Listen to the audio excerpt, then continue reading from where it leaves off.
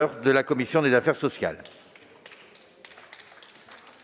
Monsieur le président, monsieur le ministre, mes chers collègues, je souhaiterais commencer cette intervention en vous livrant le témoignage de Pauline Oustric, jeune chercheuse en comportement alimentaire et présidente de l'association Après J20.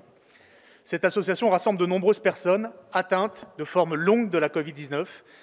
Elle a accepté de nous parler de son expérience et des principaux symptômes de cette pathologie. Je ne peux plus vivre une journée normalement. On m'a diagnostiqué il y a quelques mois une dysautonomie, une dérégulation du système nerveux. J'ai encore des problèmes pour digérer, des malaises post-effort, de la tachycardie, au repos, ce qui est quand même préoccupant à 27 ans. Ces symptômes durent depuis 10 mois, car j'ai contracté la Covid-19 fin mars, sans besoin d'hospitalisation. Je ne peux plus aujourd'hui vivre comme avant, travailler et faire des choses normales à la maison. C'est une autre vie. La vie de Pauline, comme celle de tant d'autres, a ainsi été chamboulée depuis qu'elle souffre d'une forme de Covid long, pathologie reconnue en août par l'Organisation mondiale de la santé et caractérisée par des symptômes persistants de la Covid-19 plusieurs semaines et souvent plusieurs mois après la contraction de la maladie.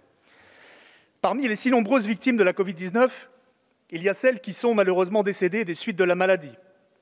Il y a ces nombreux patients dont l'état a nécessité des soins à l'hôpital et en service de réanimation et qui sont atteints de séquelles physiques, cardiaques, musculaires, mais aussi psychologiques et psychiatriques graves.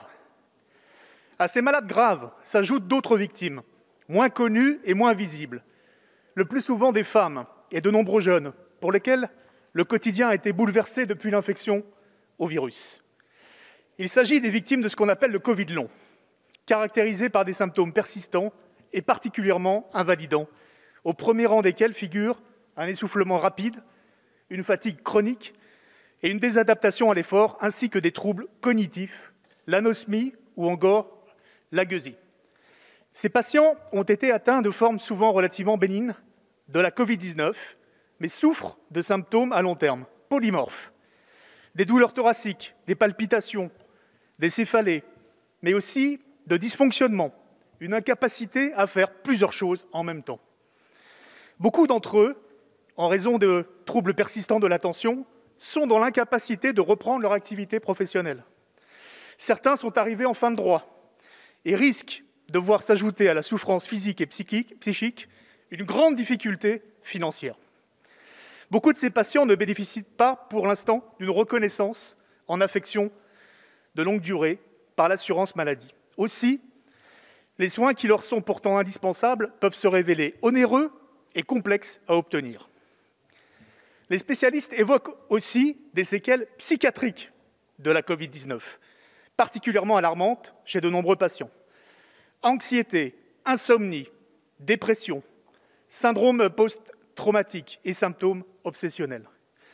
Selon le professeur Marion Leboyer, les conséquences psychiatriques de la Covid-19 sont devant nous. S'il est encore trop tôt pour donner un chiffre précis, il est probable que les formes de Covid long concernent plusieurs centaines de milliers de personnes en France et l'OMS évalue leur nombre entre 10 et 20 millions dans le monde. Pourtant, le dispositif de réparation des préjudices subis par les victimes de la Covid-19, prévu par le décret du gouvernement 14 septembre 2020, est très loin d'être à la hauteur des enjeux. Pour les soignants d'abord, contrairement à ce qui avait été annoncé à de multiples reprises par le gouvernement, y compris dans cet hémicycle, la reconnaissance de la Covid-19 au titre de la maladie professionnelle n'est ni automatique ni systématique.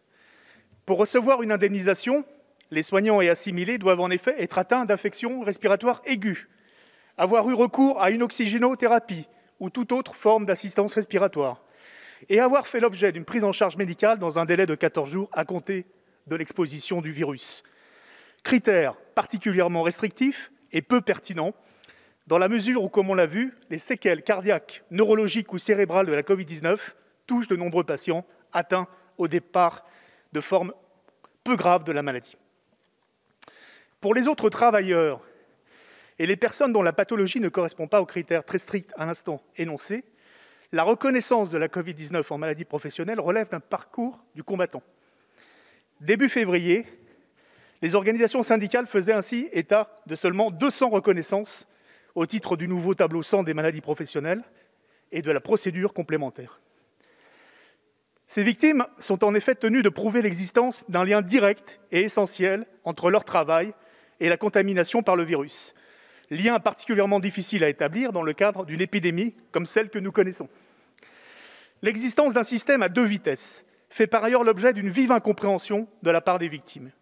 Il témoigne d'une forme de mépris face à l'engagement de nombreux travailleurs, ces aides à domicile, hôtesses de caisse, agents des forces de l'ordre et de sécurité, enseignants, agents de propreté, commerçants et tant d'autres, premiers tranchés qui sont montés au front en pleine crise sanitaire. Alors qu'ils souffrent souvent des mêmes séquelles, comment expliquer en effet qu'ils ne soient pas placés sur un pied d'égalité avec les soignants et assimilés ? Centré uniquement autour de la reconnaissance en maladie professionnelle, le dispositif d'indemnisation existant laisse en outre de nombreuses victimes de côté. Qu'il s'agisse des travailleurs indépendants, dont une très faible minorité, environ 20 000, seulement est assurée contre le risque accident du travail, maladie professionnelle. Ou alors les victimes environnementales, qui ont été contaminées hors du cadre professionnel. Il laisse de côté les bénévoles, venus prêter main forte dans les associations de solidarité, les retraités. Je rappelle que 90% des personnes décédées ont plus de 65 ans. Les résidents en EHPAD, qui ont payé le plus fort tribut à la crise, plus de 30 000 décès sur les 83 000 à ce jour. Mais aussi les proches des personnes décédées. L'indemnisation proposée aujourd'hui est enfin largement insuffisante. Uniquement forfaitaire, elle ne prend pas en compte les nombreux préjudices physiques, économiques et moraux dont souffrent les victimes. Mes chers collègues, nous devons agir face à la détresse de ces nombreuses personnes qui nous appellent, au-delà des discours, à passer aux actes. La réparation des nombreux préjudices subis par ces victimes est un devoir, et ce, à plusieurs titres. Au-delà de la recherche des responsabilités, la mise en place d'un système ambitieux d'indemnisation des victimes de la Covid-19 relève avant tout de la solidarité nationale.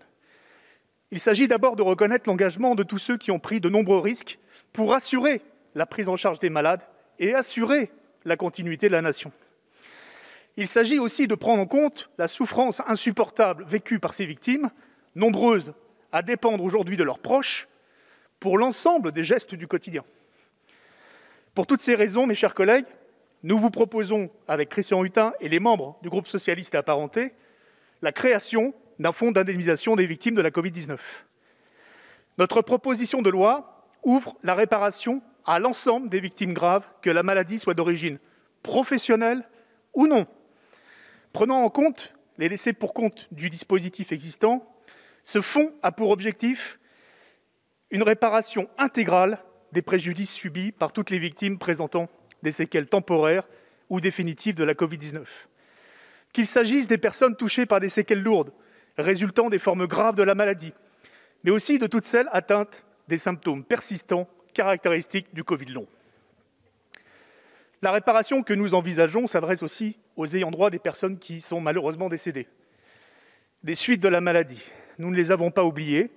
Nous proposons la mise en place d'une réparation intégrale visant à permettre à la victime de vivre dans des conditions aussi proches que possible de la situation préalable à la maladie.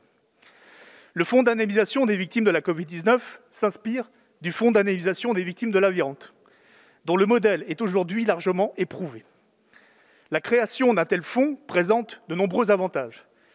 La mise en place d'un tel fonds permettrait de limiter considérablement le risque de contentieux, qui ajoute inquiétude et incertitude à des victimes déjà fortement éprouvées par leur maladie. Le dispositif du fonds est par ailleurs particulièrement protecteur. Dès lors que la victime fait état d'un dommage pris en compte par le fonds, elle peut obtenir une indemnisation sans qu'il soit nécessaire pour elle de prouver une faute. L'intérêt de la mise en place d'un fonds d'indemnisation réside aussi dans la rapidité et la simplicité de la procédure d'indemnisation. Le fonds est tenu de présenter une proposition de réparation dans les 6 mois suivant la réception de la demande. Par ailleurs, le fonds centralise l'ensemble des demandes et fait office de guichet unique.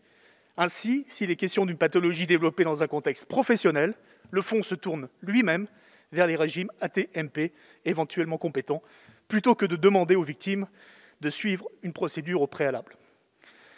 Le mode de financement du fonds, enfin, que nous proposons, nous paraît particulièrement équilibré. Principalement fondé sur une contribution de l'État et de la branche AT-MP, il fait participer les employeurs et l'État qui agissent au nom de leurs responsabilités respectives et de la solidarité nationale. Notre proposition de loi recueille le soutien et suscite une grande attente de la part des organisations syndicales salariées, mais aussi des associations de victimes que nous avons entendues. Le principe de création d'un fonds d'indemnisation est également soutenu par l'Académie nationale de médecine. Nous n'opposons pas l'indemnisation des différentes formes graves de la maladie et l'amélioration du suivi médical, bien au contraire. Et comme le disait notre collègue Caroline Fiat la semaine dernière, pour commencer à guérir, il faut d'abord être reconnu. Alors, mes chers collègues, monsieur le ministre, monsieur le président, la création d'un fonds spécifiquement destiné aux personnes souffrant de séquelles et de formes longues de la Covid-19 est une forme essentielle de reconnaissance. Ne restons pas dans les incantations, agissons vite pour ces victimes qui comptent plus que jamais sur notre soutien et notre mobilisation. Il y a urgence. Je vous remercie. Merci, monsieur le député. La parole est